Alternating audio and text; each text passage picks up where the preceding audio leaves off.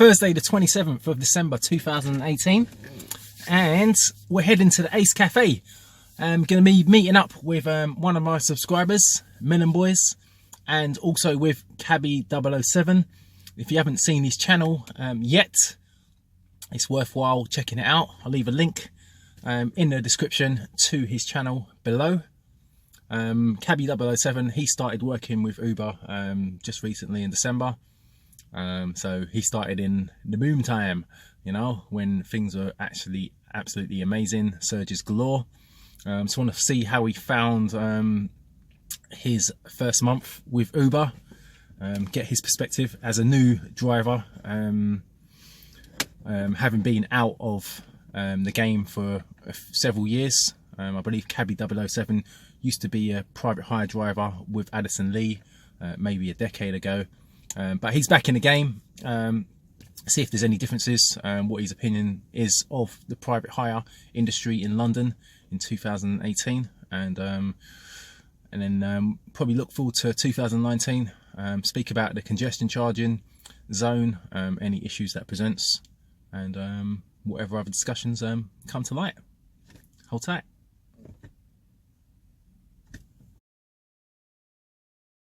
I'm the good guy, London. I'm here with Long Job Tom and Cabbie007, and we're going to be talking about congestion charging. So as you know, as of April 2019, the Mayor of London, Sadiq Khan, bless his soul, the guy everyone loves to hate, he's going to be introducing congestion charging for private hire vehicles. I've done a video on this before, but just want to get some feedback off these two about how it may affect them in the long run.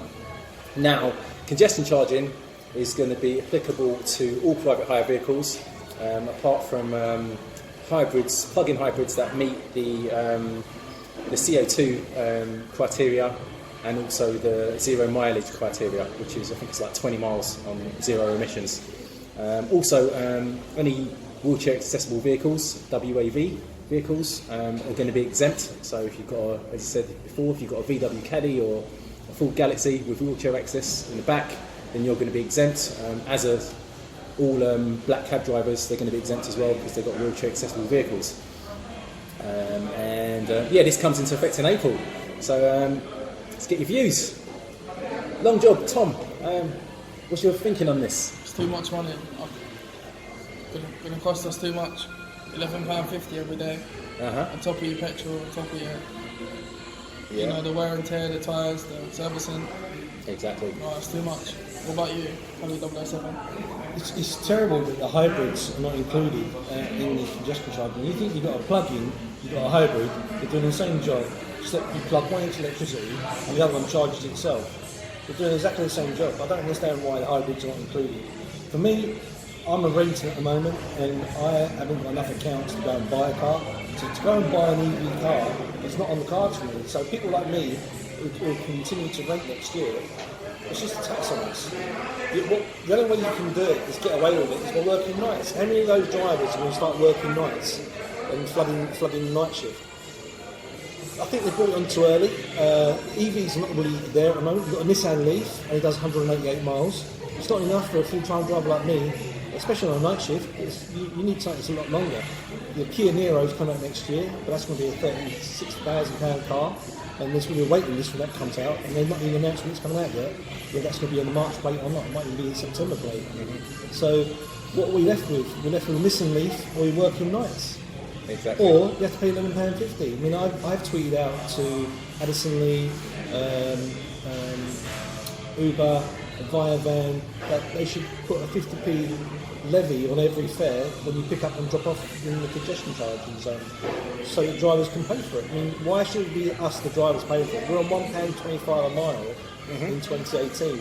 So, yeah, it looks like TfL are trying to raise some extra funds, and with up to 40,000 Uber drivers, plus a range of other private hire drivers on the road, they're going to be making a killing, yeah, week in, week out, which is going to, increase their coffers, increase their income, which means they're going to monitor us a lot more rigorously. Yeah, so if you are going to be on the road and decide to do day shifts, yeah, you're going to be spending. If you do Monday to Friday throughout the whole year, you can be spending up to £3,000 to just go in and out of the congestion charge zone. So realistically, what does this mean? It means that for the first, say, half an hour or 45 minutes of your day, you're working for free. Yeah? So that first 1 or 2 jobs is going to pay for the congestion charging, and then you're going to go and make your money thereafter. So realistically speaking, that's what's going to happen. I would suggest that anybody who's going to be thinking about working during the days, during the congestion charging times, to open an account, a congestion charging account, with TFL on the TFL website, and select autopay, and get the fee paid straight away. The last thing you want to do is try and do it manually, forgetting about it, or falling asleep and waking up and you've got like a 60 or 100. But I don't know what the fee is at the moment, but you don't want to get charged. I mean, you do a whole day, then you forget to pay the congestion charge, and you're getting a fine on top of the congestion charge as well. Yeah, it's not really what you want to happen. That's going to be your whole day out the window. You know what I mean? You should have just stayed in bed. Yeah, so organise yourself for April. Yeah, if you're not in a position to buy a new car, I'm not in a position to buy a new car. Cabbie007. No, never. Nah, so I mean, 3 private hire drivers here. No one's in a position to buy a new car at the moment. So do your best. Obviously, there are other options. You can work in the evenings, you can work in the night time, but who wants to work at night time and in the evenings all the time? If that's your routine, then so be it. But obviously, if you've got other commitments and you need to be at home during the night and work during the day, then it's not going to be viable for you.